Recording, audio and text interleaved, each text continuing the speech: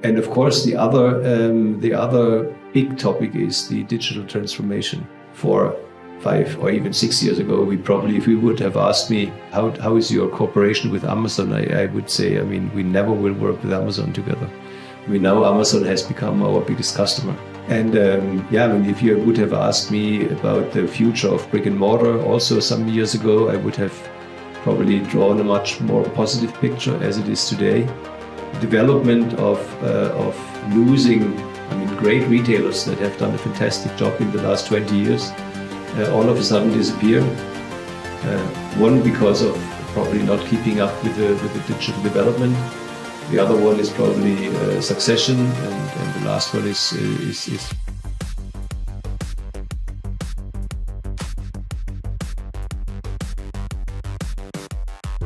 From sales rep to CEO to mountain guide, with over 30 years of experience with some of the most iconic brands in the sports and outdoor world. This episode, I'm chatting with the CEO of the Schwan-STABILO Outdoor Group, Martin Riebel.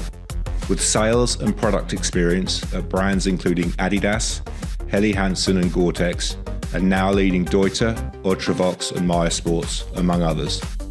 Martin shares with us how the industry has changed and how he believes it'll continue to change through the current digital and AI revolution. He also shared the best piece of advice he's received, so make sure you stick around for that. So, hi Martin.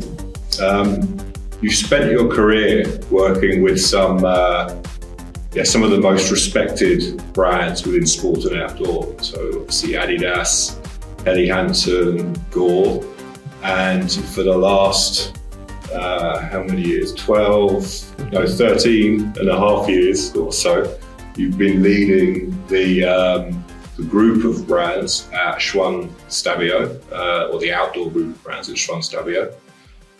I'm interested, before we kind of get into a little bit of the details, what was the original motivation to get into this industry? That's an easy question. I can't promise they'll all be that easy.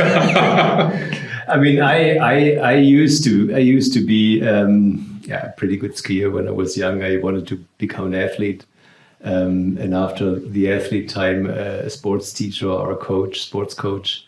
But unfortunately, at the age of 17, I broke my knee. I couldn't continue my sports career, at least the way I wanted. So there was no option to continue that path. But it was clear to me that I wanted to stay in sports. And that's why after my university time in France and US and Germany, it was clear to me that there was only one industry that I would apply for a job, and that was the sport article goods industry. Okay, interesting. And you mentioned there that you've studied in other countries, in France and the US, and since you joined the industry, you've had sales roles, but also product roles, and obviously now general management roles. Is there a point in your career that you would say has been particularly pivotal in terms of leading you to where you are today? Well, it's like always. It's probably a little bit of plan and then coincidence. There were probably two moments in that stage. One was I did I said in France and the US, I did 2 internships at Adidas France and the US. And at that time, I got to know my mentor, which I still am good friend with today, a guy called Dave Ward. And he and we worked together during my internship in the US. And after that, university time and my first job at Blizzard, we stayed in touch. And then I was about taking over my parents' sports store in Kehl with my brother.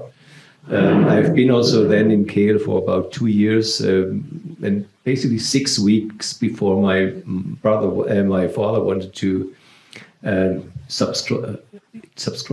Yeah. The business to me and my brother. This guy called me and said, do you want to work for Adidas in Herzogenaurach? And that put me in kind of a dilemma, because on the one side it was the family business, on the other side it was the big dream to work for this, great brand. And then I'm still thankful to my father today that, we had a conversation, and of course, he probably was disappointed in a way, but on the other side, he felt that he wouldn't stay in my way to do my own thing, and did let me go from a moral point of view also. And then started my career at that time at Adidas, which was a fantastic time. And the second point was, then after Adidas, I worked 4 years for Helly Hansen and then 8 years for Gore. And after the 8 years for Gore, I was 48. And at the point at Gore where I didn't see any great perspectives anymore. So I decided to say, okay, now it's the time to make a break. Basically took a half year off with my wife, and we traveled Asia and Australia and had a great time. And at that time, a friend and mine, we talked about, what could be my next role. And he was a climber, and he knew Bernd Kuhlmann, who was the CEO of Deuter at that time. And he called him, and the next day I was talking to Bernd Kuhlmann, and 2 weeks later to Sebastian Schwanhäuser. And probably those two moments have been the most, let's say, positively critical times in my career that brought me to the next step. Yeah, amazing. And you've described yourself in the past as, and you actually a little bit did already just now, an athlete from your early years and a coach, and obviously now you're a CEO. How do those aspects of your history, your personality, the athlete and the coach, how does that impact how you lead today? Good question. I think the athlete side in me, always, at that time proved me already as a young guy that everything is possible as long as you don't lose your objectives out of sight. And I think that's the same thing in management. There, of course, are times when things go really well, and there are reasons for it. And then, for whatever reason, you don't win anymore. But if you believe in yourself and you know your capabilities, and you work with another good coach, probably also on those things that you can improve, you know that there's always a way that makes things better again. And I think there is not a big difference in between sports and management. So I think it's this winning gene that we probably get implanted pretty young. And the coach thing is something that you probably as an athlete have seen on the other side, with good and bad coaches. And of course, at that time you also learned how, how you can, what made you motivate to do whatever this coach wanted you to do, and to learn from him, and that certainly also had an influence on the actual job. Yeah, I can imagine. Yeah, I think it's interesting. I come across quite a lot of leaders within our industry that have some kind of sports, maybe professional or at a high level anyway, background. I think, as you say, that competitive gene and that desire to win is clearly something that's reasonably common out there. But I think the coaching part is, I'm sure for your team, a very positive thing, because I think it probably leads to what I would consider anyway to a very collaborative approach to leadership, which I think is so important, obviously, to empower your team and get the most out of them.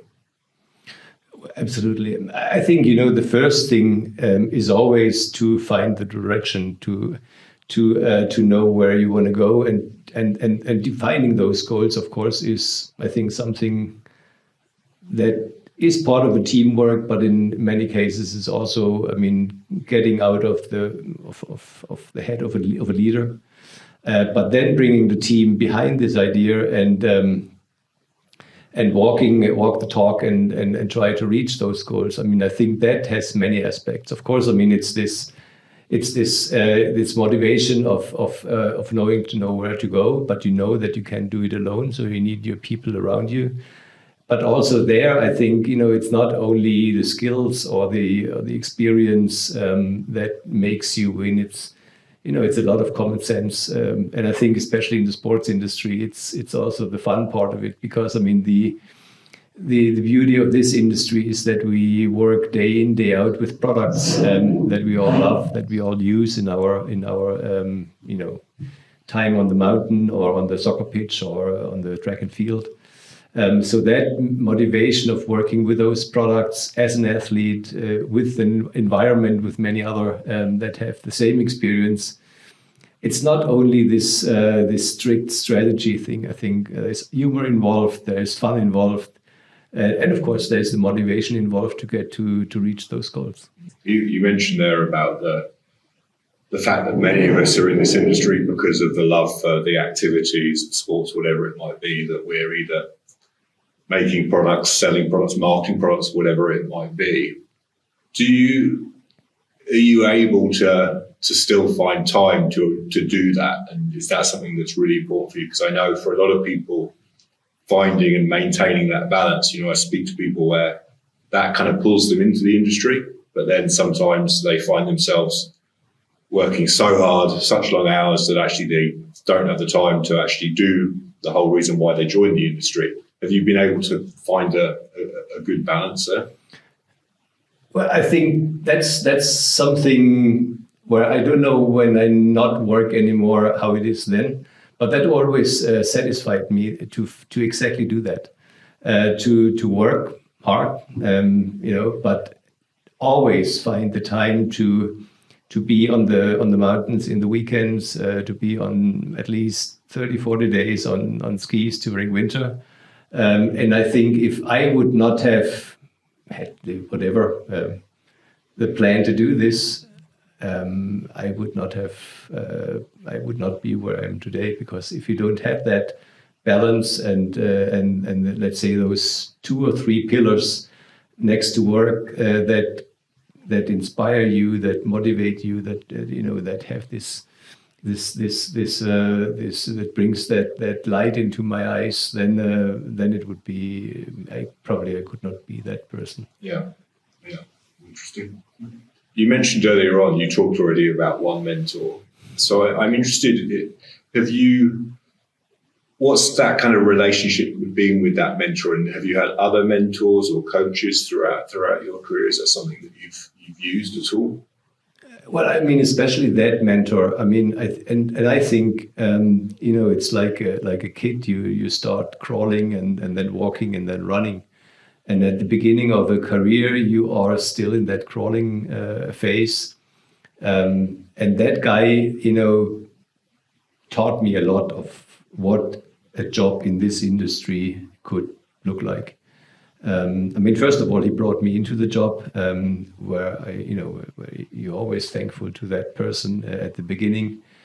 And then, whether it was in the morning at a coffee or at long bike rides together through the woods in Herzogenaurach. You talk and you listen to a guy who worked in Asia, who worked in the US, who had product functions, supply chain functions, marketing functions, and you think, hey, one day I want to be like this guy, having all this experience, talking about all those things he's talking about as it would be the most normal thing in the world, and that inspired me, and that was, I was lucky to have such a person. Yeah, interesting. And is that? So it's clear that you were obviously working with that person at one point, obviously not probably after you left. I guess it was at Adidas based on what you were saying. Yeah. So, and you've maintained that kind of relationship since, and that's somebody that you're able to now share and get insights from that person. Well, of course, the most insight of that person I got through that active time at Adidas, and those were, at least at the beginning 4 years when we worked directly together, but then also after. Today we are friends, and I mean, there are still a lot of things that I admire at that guy. I mean, he made a fantastic career, but he seems to do that with, how we say in English, Gelassenheit, anequity. If you're super relaxed, if you always, okay. If you can do the most, if you face the most difficult situations, and you still feel that he's and that's the kind of people that I admire the most, anyways, in the business. Yeah, I mean, the people that are super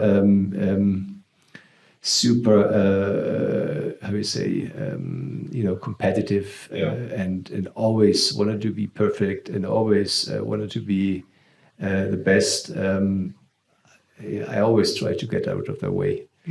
And there are much more people that speak a normal language, that use normal words, that don't have to prove that they are the most intelligent and the best, but have a great experience. Absolutely. And communicate with a certain relaxed and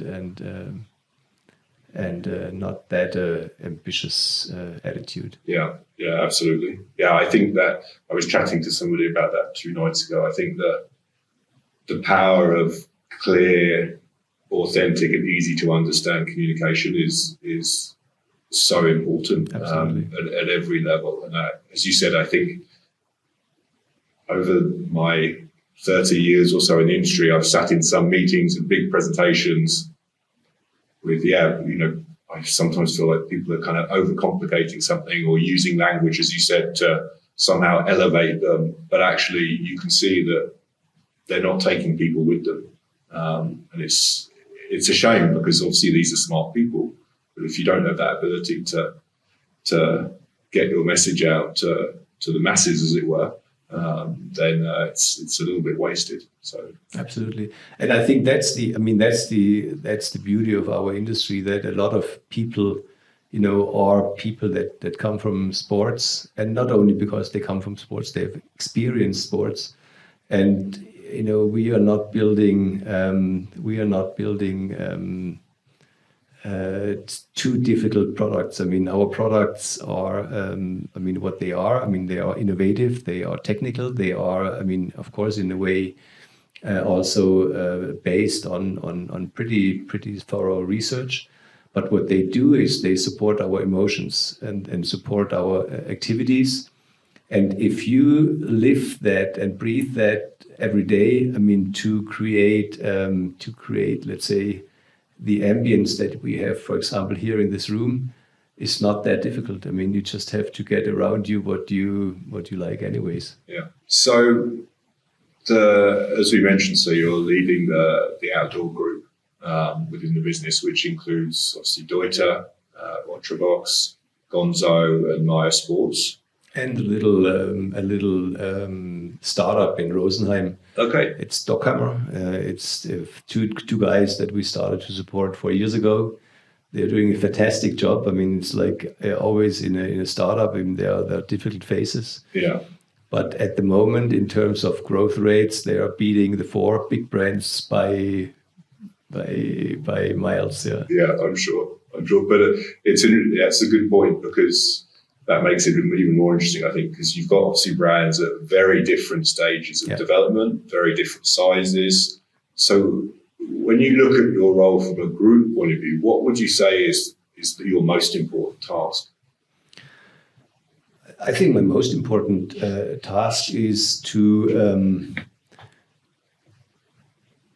be in constructive conversations with the MDs here in the headquarters in Gersthofen, Taufkirchen, and Köngen, but also in our sales subsidiaries in the US, in Shanghai, in Annecy, in England, and in Italy, to be kind of good mirrors of their goals and be with them to develop what we want to achieve. So be with the people, have fruitful discussions, develop ideas, and then also implement them. and not only talk. That is, I think, my main role. And is that something that you enjoy, that gives you a lot of energy? Absolutely. I mean, just the example that we just discussed before the interview. I started not as the SSO head. I started as the MD of Deuter. So after 6-7 years, to see that there's a guy that could replace me, to work with him, to bring him onto that platform, so that also Sebastian Schwanhäuser would understand that he is the right guy for the role internally. And the same thing last year when I took over the interim CEO role at Autofox, to see that internally there was a great guy, and we did a complete process on having external candidates, internal candidates. And I'm not saying that I was influencing it, but I knew that it would the internal guy that would be the new guy, with all the the challenges which were fair from the top management.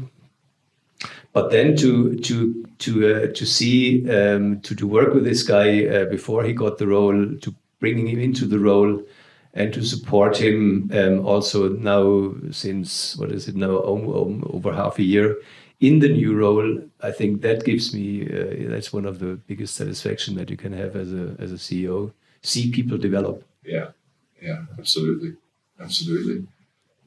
So a little bit connected to that, as I mentioned earlier on, you spent 6-7 years at Gore, at WM. 8 years. Yeah. 8 years. Yeah. And I think Gore is one of the things it's well known for is its let's say leadership or hierarchical approach. It's reasonably unique, maybe less so now, but certainly back in the day it was quite unique in terms of the pretty flat hierarchy, etc. When you look back at that time, is there anything that you were able to kind of take away that is still pretty core to the way you operate the business here today and as you are as a leader today? Well, I mean, like you said, Gore at that time and even before was a role model. Certainly it was not only flat hierarchies; it was no ranks, no titles, and there was, even at that time, there was no organigram existing. So people had to find their own ways, and not only to be in a super structured a way of organization. So I mean, I think I took some of those with me, but to be honest, the Gore way was not that much different of the Adidas way I experienced before. But I think the Gore culture certainly influenced me, but it's pretty close to what a lot of sports brands are today. Flat hierarchies. It's not about having shoulder claps so that you can act as a leader. I think as a leader in those companies here, as at Gore and at others, you had to earn your stripes in a way to get the followership of the people. I mean, followership is not something that you can ask for. It's something that you get. Yeah, absolutely. That's a really interesting point. So when you join a new business, a new brand, as you did, then as it was Deuter, what's your approach to get that following and that support from the team? Well, I think the first thing that you need to do when you get into a new organization or whatever is to listen and to understand the business. And even if you have experience before, a new company has a new structure, has a new way of working, processes. So I think asking a lot of questions to understand the new organization, and then of course, evaluating different situations. Does that always have to continue like this, or is there also things that we need to change? And Deuter, for example, at that time was, still of course is pretty DACH-oriented business with a lot of business in Germany, Austria, and Switzerland. But half of our business we do internationally. And the way we, for example, did sales meetings at that time was to me something that didn't work anymore. Because, I mean, the sales managers basically went to every country or talked their own story during ISPO fairs, which were still existing at that time. And I wanted, to bring our product managers and our marketing people in front of all those subsidiaries at one moment in time when it was the time for launching, let's say, the fall, winter, or the spring, summer collection. So, after listening and learning how it worked before, to bring in such a, let's say, new thing at that time, it was new for Deuter, like an international sales meeting, of course, did not fall on positive reactions from all the managers, because, I mean, it was change. But then you also have to decide at one stage that you do it. And then of course, it's always kind of a risk. Does it work? Does it not work? In this case, it worked, and it changed the way we did, for example, sales meetings. You talked earlier on about the fact that you worked with 2 internal leaders within Deuter and Ultravox for them to take that step up into the CEO or the managing director role of those brands independently. So when you're looking for leaders to take leadership roles anywhere within the business, whether that be internal or external, is there something particularly around their personality or the way they're behaving that you're particularly looking for? Yeah, I mean, of course, I mean, there needs to be some, let's say, whatever experiences, skills that need to be there. But clearly, what I look at is the action. So, I mean, there's a lot of things that can be talked around, but whether it's internally, then of course it's much easier because you can observe the person over a long period of time. Or if you would hire somebody, I really want to know what they have done. So it's not about, this whole strategic blah blah blah and management things. It's clearly knowing about, how have you reached this goal? Yeah. What have you done with your people? What have you done yourself? What have you done with the customer? And then you get an idea if that person is really able to turn things around. Yeah. And so from an experience point of view, that makes complete sense. But and maybe it's the same thing, but in terms of that particular attitude or culture that you think fits within the business, is that something that you're looking at as well? The cultural fit, you mean? Yeah. Yeah. I mean, the cultural fit is something which, of course, is super important, and that goes a little back to what we discussed, 2 minutes ago. To me, in this industry, of course, I mean, they need to have this spirit of winning, but they also need to have, this common sense of dealing, especially, I mean, with people in different situations, and to stay, let's say, kind of calm, friendly, but point to the result. That is something that I try to find out. There are a lot of people that kind of panic or get unfriendly or get not respectful, even in difficult situations. That is certainly then not the kind of person I'm looking for, or we are looking for. If we look at the industry as a whole, sustainability is clearly one of the macro topics, let's say, and it's something that is pretty well a part of, I think most of the brands, all of the brands even, I would say. That kind of view around sustainability and responsibility, how has your philosophy or ethos around that evolved over the last however many years you've been in your CEO role? If at all, maybe it hasn't, but... No, it's a good question, because I think, especially here at Deuter, we have been sustainable, or we have acted sustainably even before the word even existed, probably. Yeah. And to me, to be honest, sustainability is much more an attitude a marketing story. And I'm happy that that we got probably over this hype now in the last 8 years or 6 years, where you went onto a fair where you thought you would, what kind of fair is this? Is this a sustainability fair or sports fair? And I think we all are for a better treatment of our planet. And when I look at our products, when I look at what we do in this building, when I look at how we promote, let's say, alternative ways of mobility, I think we do a lot, but we don't always have to talk about this. It's much more about living and breathing it and knowing that we do the right thing, instead of putting it on every product. And I'm thankful for the European. They're not always doing good things, but to reduce that claim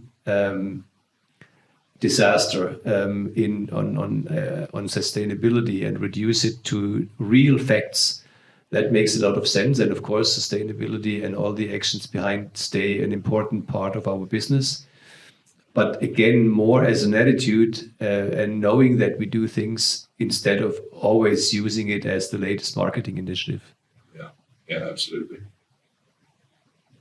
So when you look ahead to the next 3-5 years, maybe, what do you think is the biggest challenge that, let's say, the industry is going to face? Of course, that will then impact your business as well. But when you're thinking kind of bigger from an industry point of view, is there anything at the moment that is keeping you awake or that's kind of concerns you for the future? Yeah, I mean, this industry, lived through a lot of innovations in the last 20 years.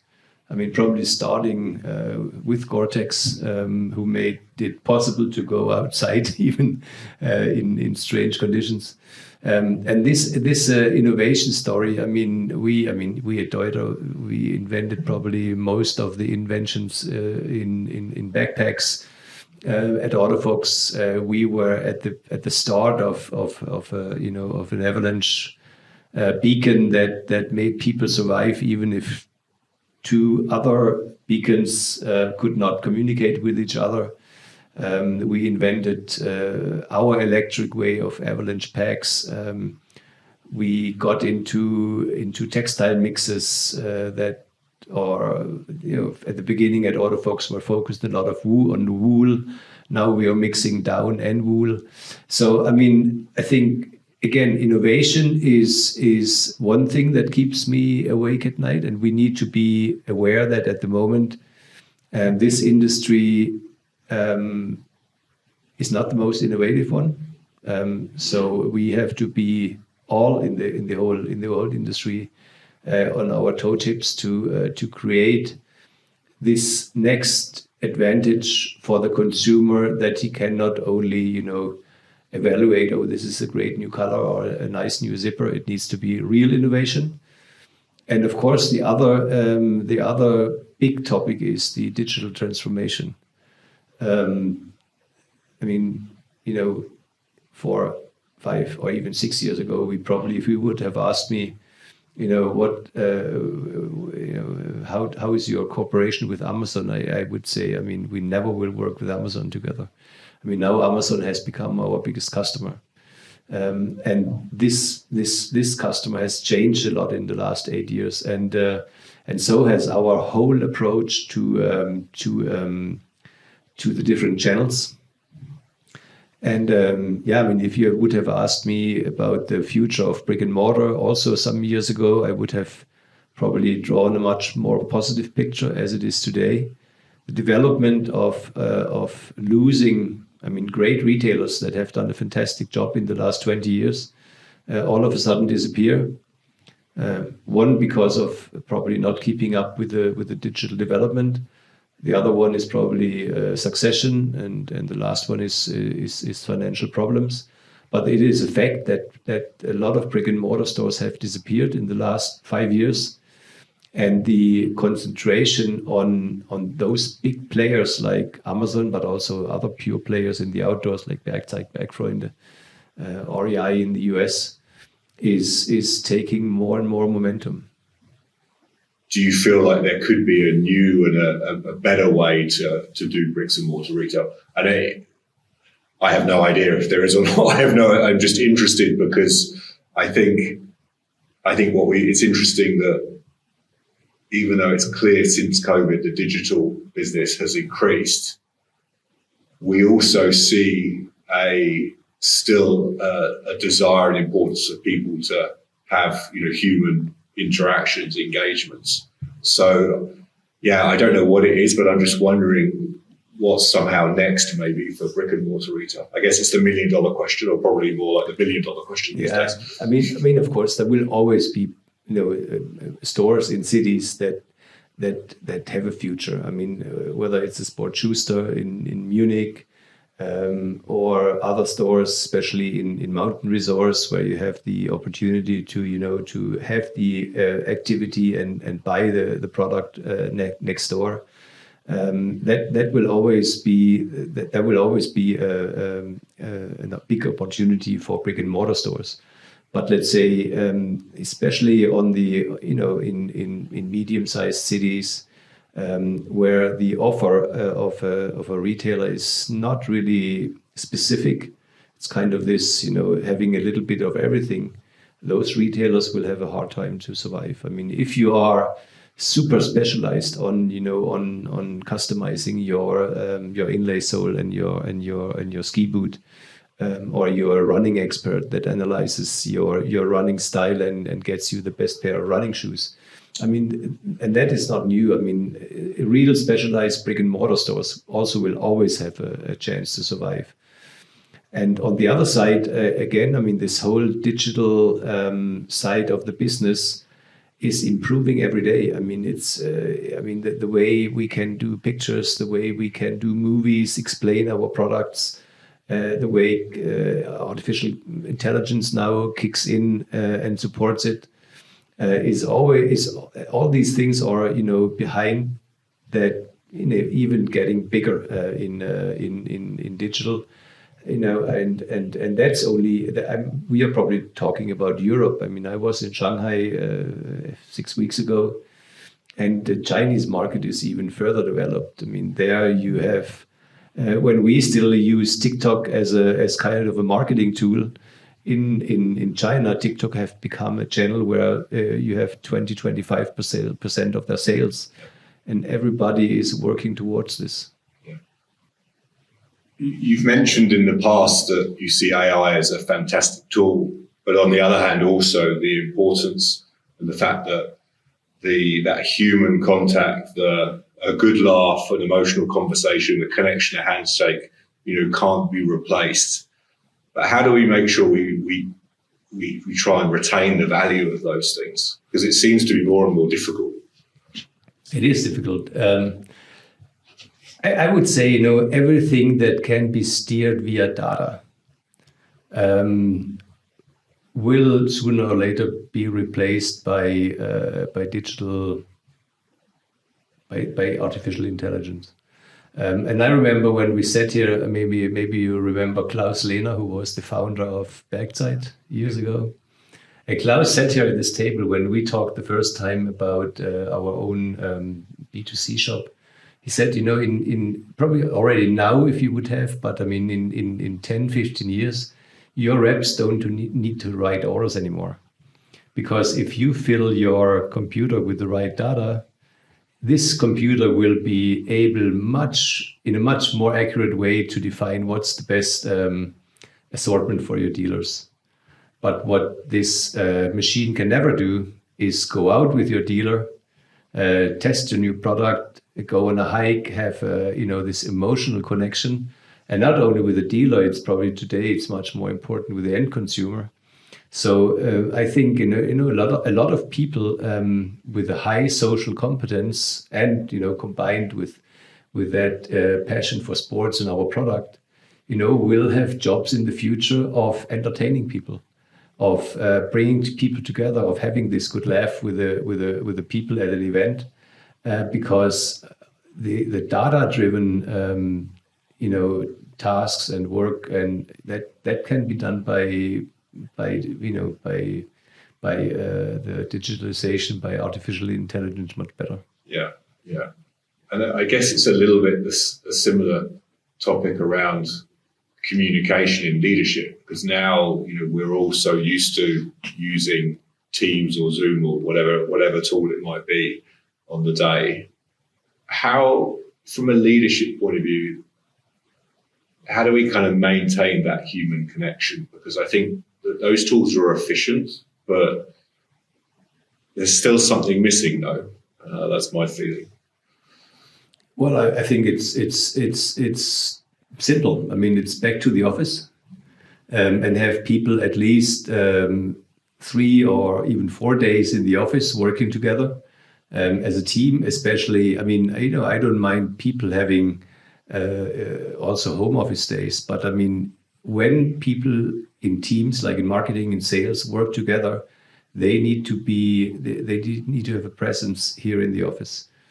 And if that's, of course, not possible because they are sitting at other places, it's travel again. So I mean, you will never have a difficult meeting or a meeting which is really constructive on a Teams screen.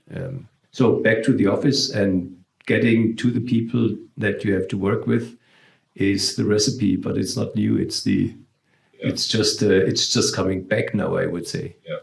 But I mean, the balance needs to be more on the be in the office side, because also, I mean, we see it with a lot of people here. I mean, to be honest, they want to be in the office because they like the interaction. They like to have the coffee together. They like to be at the canteen together and have lunch and talk about things.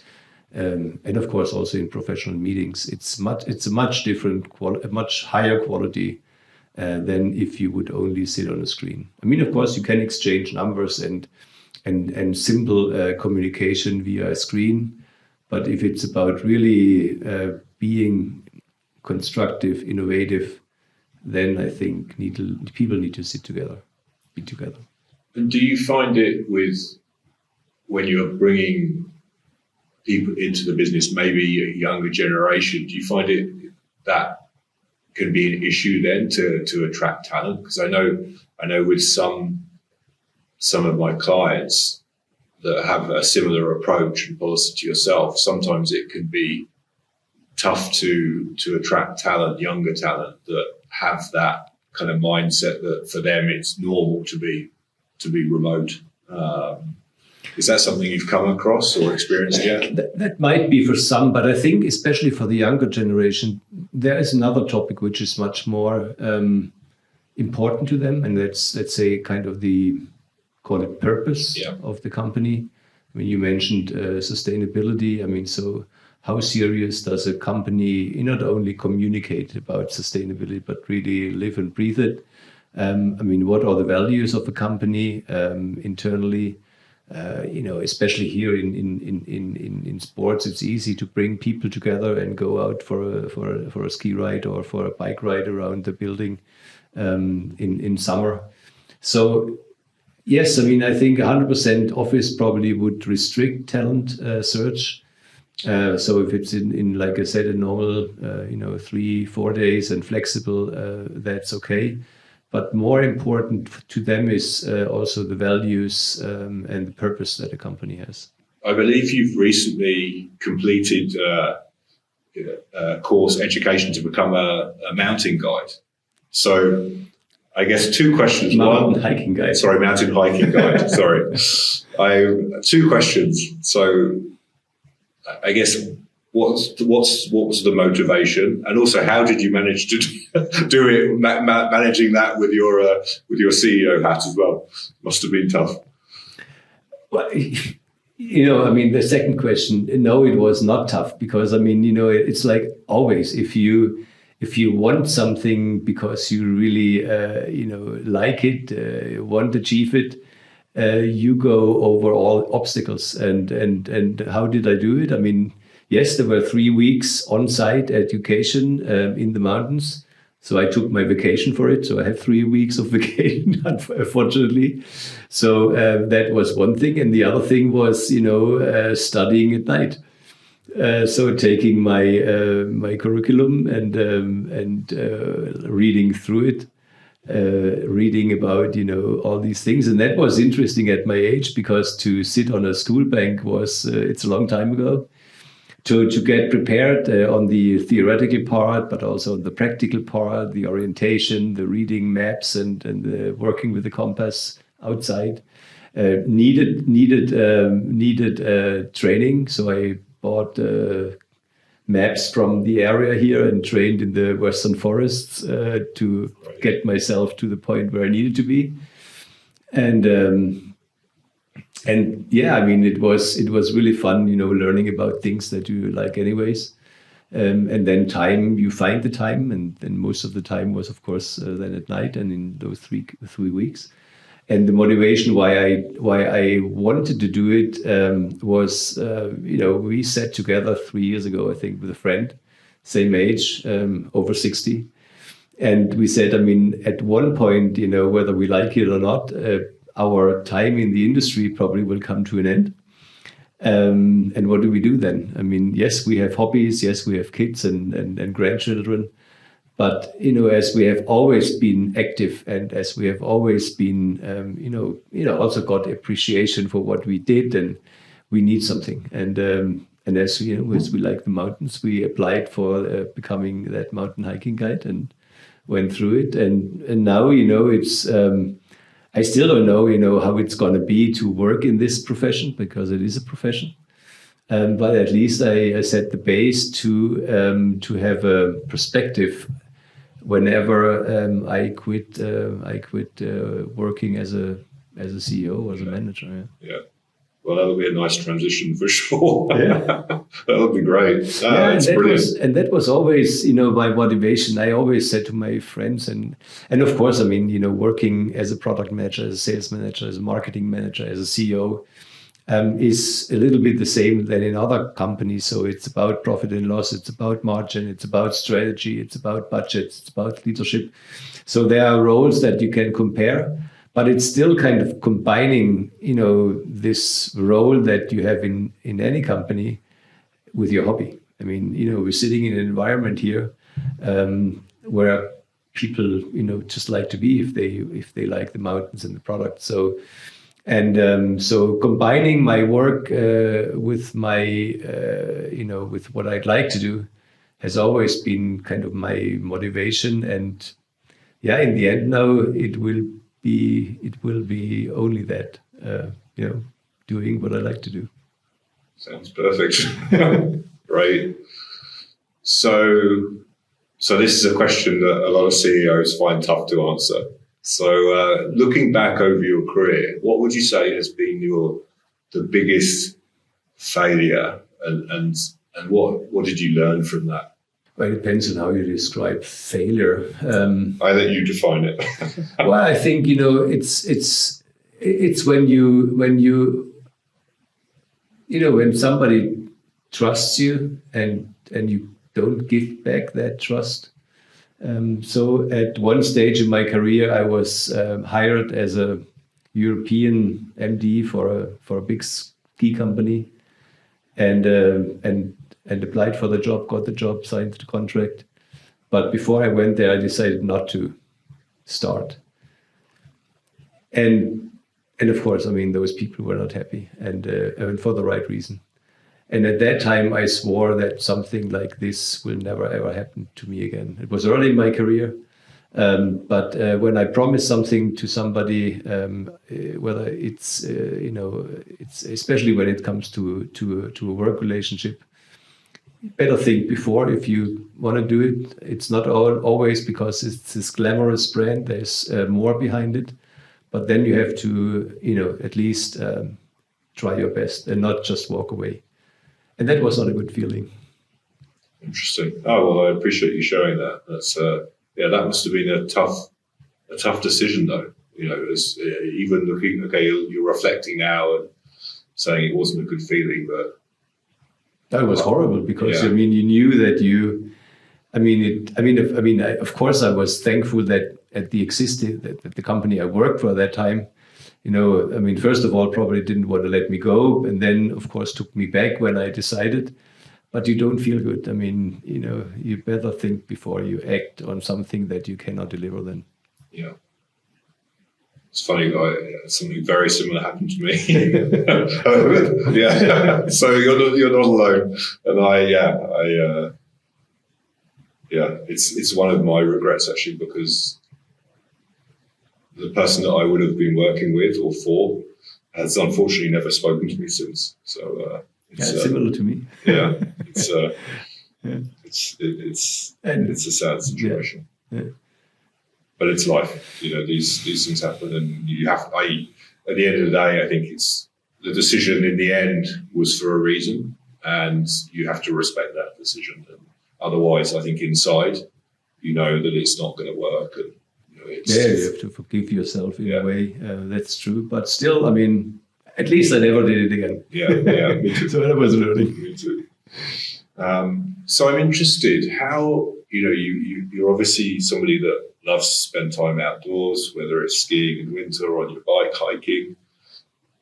How do you think that those experiences and that time in nature actually influences you as a leader, or does it? I mean, other than just obviously the synergies of people working here, but from a leadership point of view, do you feel that you get something from that? Two things. I mean, first of all, if I have a challenging situation, the best ideas I always get when I'm out there and do the sport, because then you just get, a different perspective. And the second thing is, and that's for me passion is not my biggest strength. So if I see a mountain, I'd like to be up there before I even start walking. But I mean, on the mountain teaches you that, I mean, you can only get to the top if you start doing step by step. That on the way you also you're disciplined with your energy, because if not, you have to turn around midway up. And also, if it gets too harsh, I mean, then your preparation was not good enough, or for whatever reason. Also, to say, okay, I mean, that goal was too high. I mean, we have to at least go back and prepare better, or we do something else. So, I mean, I think that mountain is not only a nice playground, it's also a nice university. Yeah. It's a good analogy for life somehow. Yeah, in business. So what's the best piece of advice you've ever received? Well, the best piece of advice still always probably comes from my mother, and she says, things are not always bright,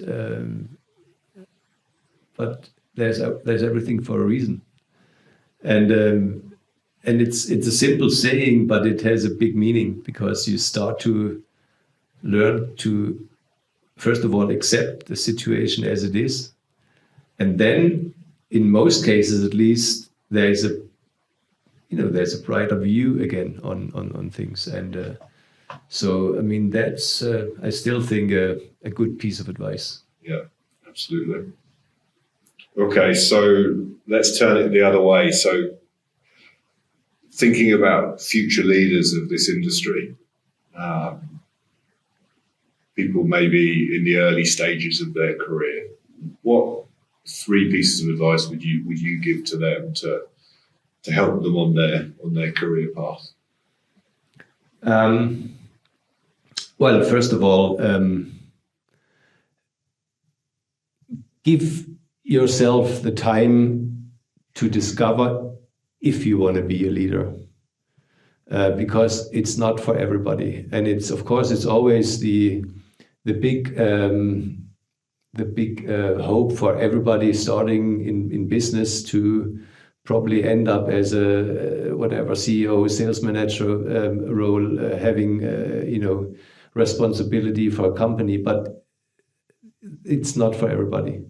And it should not make you feel bad if you realize that it's not for everybody, because I mean, great project people that work for themselves on specific projects together, of course, with other people, but not being responsible for let's say for a P&L or for a company is at least as important as being a leader. So if you don't become a leader, that's not how you say a not success. Yeah, absolutely. And if you want to become a leader, learn from other leaders. I mean, see how they act, what they do, talk to them, and ask the same questions you probably asked me. I mean, what's the role of a mentor? I mean, how you get to a mentor, how you learn from people, make your experiences. But you need to want it. That is, I think, the most important thing, and not because it's a nice title or because it makes you probably good money. You need to like to work with people and talk to all sorts of people in an appropriate way, and help them to do their business, and also lead them and bring them probably to places where they wouldn't go by themselves and still do the work. But it needs energy, and that energy you need to be aware that you want to have, or that you have it, and that you want to apply it in this role. I think that's really great advice, especially the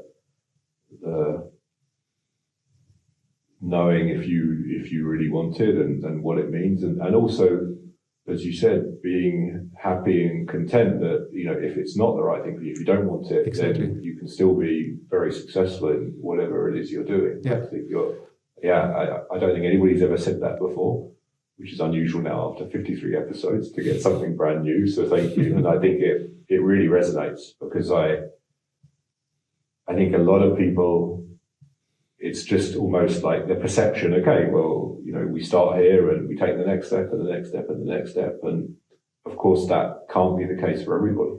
Exactly. Otherwise, there would be more CEOs than people actually on the floor doing the work, as it were. Yeah, and to be honest, I mean, especially as in this role, I experienced many people. Without them, I could not have done my job. Yeah. And they had not the aspiration to become a whatever leader or CEO. They just liked what they were doing, have been super experts in their roles, and gave me the advice that I needed to then probably resource the department or the brand with the means that we could do it. But the inspiration and the knowledge did not come from a leader, from an expert who was happy doing what he was doing. Yeah, absolutely. Okay, so you've got your mountain hiking guide qualifications, and this is your last day at Deuter. You're going to retire and walk into the mountains and hike for the rest of your career. What's your parting message to the team? Today, I would say, I mean, Deuter has come a long way and still has a bright future ahead. Be thankful to be able to work for a brand like this, with such a culture, with such a leadership that tries to really understand what makes people motivated to work for such a great brand, same at Autofox or Meyer Sports or Gonzo. Be patient with your career plan. I mean, don't expect to become a leader tomorrow. If you want to become it, I mean, there is still time, probably in 2 or 3 years, when you have proven and have left a footprint that is really valuable. And believe in yourself, that you are the one that can help Deutscher to be successful, because whether it was me before or the new CEO, he will never be able to do it by himself. So if you are in a difficult situation, and who said it? I think it was one of the brilliant presidents in the US. Was it John F. Kennedy? Who said, I mean, don't always ask what the country can do for you, but what you can do for the country. And if that comes together, then you are unbeatable. Great. Perfect. Well, I think that's a perfect place to finish. So thank you very much, Martin, for taking the time to chat with me today. I really appreciate it. I think, well, it's not surprising that with so much experience in so many great different companies that you have so many, really valuable insights to share. So on behalf of everybody, I really appreciate you taking the time to share them, and thank you. And I look forward to seeing you in the mountains at some point. Yeah, we should go probably tomorrow. No, thank you very much. It was also very interesting to me because, you always learn through questions, and they were very interesting questions. Thank you. Thank you. Thanks so much for listening to this episode. Please ensure you click the follow or subscribe button in your podcast app so you never miss a new episode. And don't forget, it's completely free. If you're interested in what else we're doing, please follow us on LinkedIn. I'm Dan Trapp, and you've been listening to Sports and Outdoor Mentors.